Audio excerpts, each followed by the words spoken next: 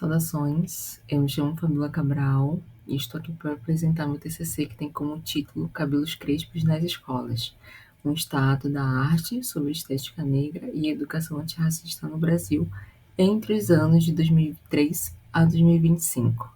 Esse trabalho foi orientado pela professora Vera Regina Rodrigues da Silva e ele compõe um grupo de outros trabalhos da especialização As Áfricas e suas Diásporas, que é uma especialização organizada pela Universidade Aberta do Brasil em parceria com a Unifesp. Então, introduzindo o assunto, eu sou uma esteta formada na área de filosofia, pedagogia, mestre em educação, e eu sempre pensei na questão da beleza e da estética relacionada com a educação num sentido amplo. E pensando em contribuir com a especialização, eu pensei nisso, né? Como nós podemos pensar a dimensão da beleza negra no contexto escolar brasileiro? Então, os resultados, né, dessa investigação foram amplos, né? Então, tiveram algumas categorias temáticas que surgiram. E dentre essas categorias, o cabelo ele me chamou muita atenção, pela força, pelos relatos, pela narrativa, e eu resolvi seguir esse caminho, né?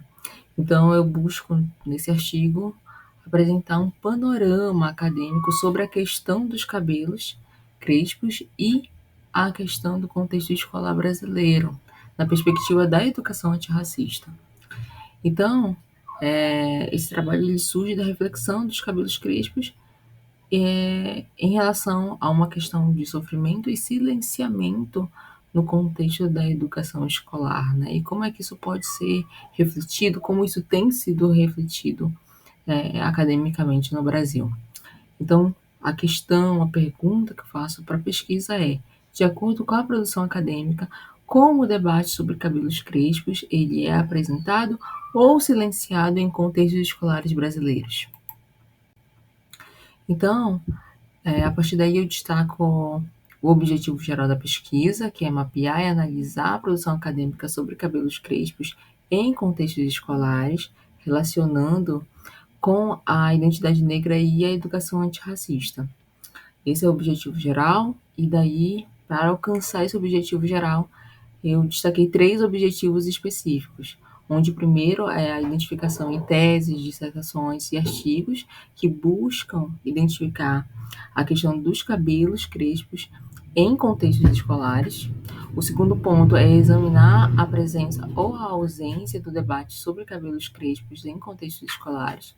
E o terceiro ponto é refletir sobre os desafios e avanços para efetivar a educação antirracista nesse campo. Sobre o referencial teórico da pesquisa, eu destaquei três subitens, né, temáticos e teóricos, onde o primeiro é a questão do cabelo crespo como um conceito principal, e daí eu destaco a professora Nilma Lino Gomes como um grande referencial brasileiro, onde ela não destaca essa questão no contexto escolar, ela destaca num contexto estético de salões de belezas, em Belo Horizonte, mas daí ela pensa sobre essa questão da estética, a questão do cabelo crespo numa situação moral e política, pensando nele num contexto mundial, e como isso pode ser pensado no Brasil. Eu também conto com a conceitualização, principalmente do Kabengele Munanga, pensando sobre a questão da educação antirracista, no sentido de valorizar a história e a cultura negra na educação como um direito, né, apoiado da legislação brasileira que prevê, né, o estudo da história e da cultura, né, africana nas escolas. E o terceiro ponto é a afrocentricidade, que ela é uma orientação epistemológica no estudo, né, pensando que, como o cabelo crespo, ele não é simplesmente algo superficial, né, assim como o pensamento epistemológico ocidental ele costuma martelar, né, a inserir essa ideia de que a estética ela é algo superficial. Mas quando a gente pensa a partir da centralidade, né, africana e afrodiaspórica, o cabelo crespo ele tem um grande potencial de mudança, né, social. A metodologia da pesquisa é o estilo estado da arte. Ela é uma pesquisa qualitativa, mesmo usando dados quantitativos. Usei diferentes bases de dados para fazer a pesquisa, principalmente em artigos, teses, dissertações. Então, daí eu destaco a plataforma CAPES, o BDTD, o Cielo, o Google Acadêmico, né, como base de dados. Os critérios de seleção foram os trabalhos que abordavam os cabelos crespos como foco central da discussão em contexto escolar. O recorte temporal da pesquisa é 2003 a 2025, considerando o marco legal e também a atualidade do estudo, né, o que é que vem sendo pesquisado até o presente momento. E mediante os resultados, né, pensando que a estética ela é um conceito muito amplo, né, é um conceito de significado muito amplo, foi preciso fazer uma delimitação até conceitual. E então, mediante os trabalhos que eu selecionei para fazer a investigação, ainda assim teve uma subdivisão que eu denominei como trabalhos raízes e trabalhos pontas. Os trabalhos raízes, eles tomam como base o cabelo crespo como um conceito de pesquisa a ser pensado no contexto escolar, e as investigações de pontas, elas são investigações onde pensam a questão do cabelo crespo, mas não tem um compromisso direto com o contexto escolar, apesar de gerar sim, discussões acerca de uma perspectiva educacional ampla. Então, pensando nos resultados, primeiramente um panorama quantitativo, né, então o tratamento, refinado da pesquisa resultou em 29 produções, das quais eu destaco um crescimento expressivo da quantidade de produções a partir de 2019, e aí destaco também alguns anos, né, até 2024, considerando que essa discussão ela vem ganhando força, né, com o passar do tempo. Pensando resultados quantitativos numa perspectiva qualitativa, destaquei que as pesquisas elas são centradas, né, nas áreas de educação, antropologia, psicologia e letras, né, numa perspectiva bem multidisciplinar. Existe uma predominância de pesquisas na área do Nordeste e uma total ausência de pesquisas na área do Norte, né, tanto de pesquisadores quanto de contexto, né, onde as pesquisas foram publicadas, quanto de locus, né, onde as pesquisas foram realizadas, as pesquisas de campo, né. E também nós temos uma concentração temática na educação infantil e nos anos iniciais. Além desses dados, né, gerais do panorama, eu fiz uma subdivisão temática de categoria, onde eu fiz questionamentos às pesquisas de modo geral, né. Então eu destaquei 3 categorias, e a primeira é o cabelo como território simbólico, né. Como o cabelo ele é apresentado nessas pesquisas. Então, as produções elas foram unânimes em destacar que o racismo ele se manifesta na vida de crianças negras através da desvalorização dos traços físicos, com destaque para a questão do cabelo crespo como marca da exclusão. Ele, além de ser visto como feio, né, alvo de adjetivos pejorativos múltiplos, ele também é relacionado com o aspecto moral ruim, o que destaca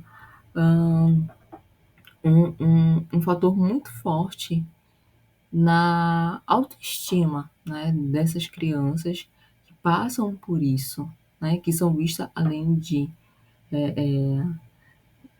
com a ausência de beleza, também a ausência de características boas no seu ser, né, na no seu corpo.